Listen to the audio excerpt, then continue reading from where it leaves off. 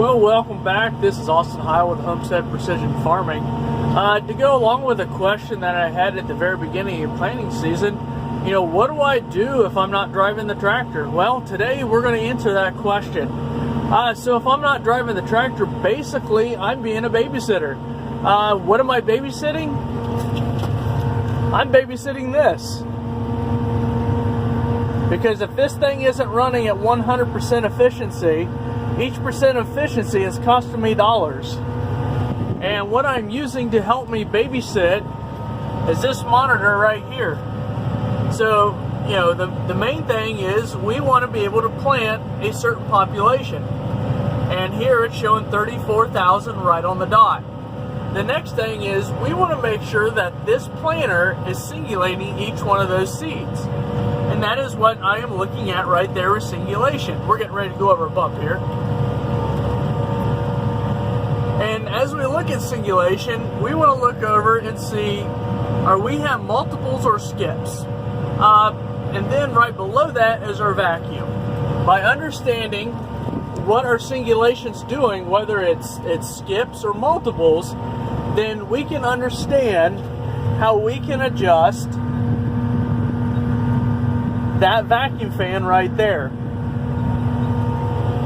And so we want to optimize those vacuum fans to make sure that we maintain singulation. Now the next thing right below it is good spacing. Good spacing is telling us that each seed is equally spaced apart. Now, what affects that?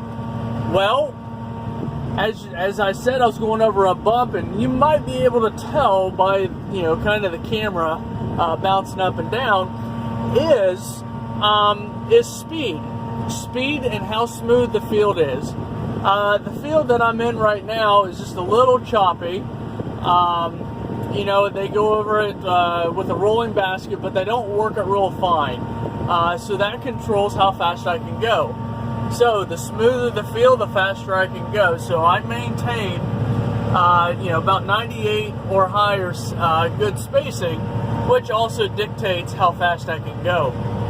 Now, one of the other very important aspects of planting is our downforce.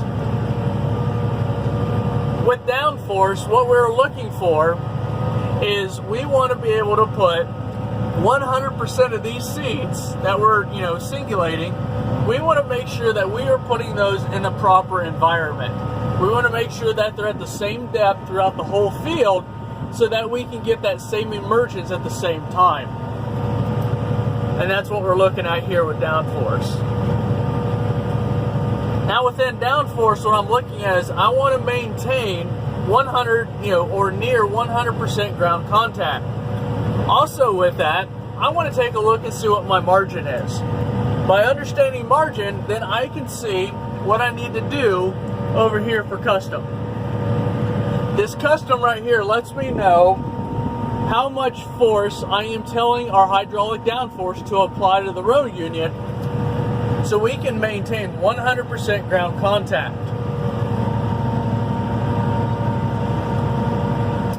Now, the other thing that we added this year was flow sense sensors on each row.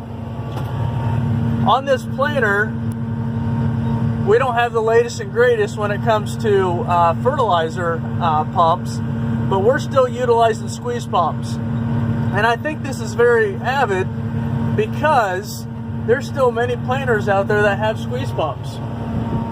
And what we're noticing is right here how each row is bouncing up and down. That basically is telling us the pulses that we're having from the pump.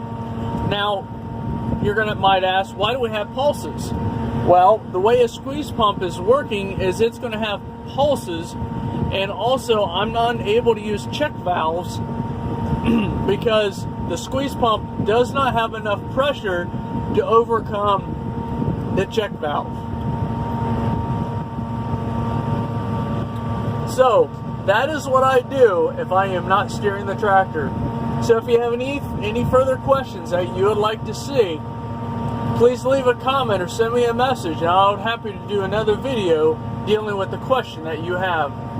This is Austin Heil with Homestead Precision Farming. Thank you.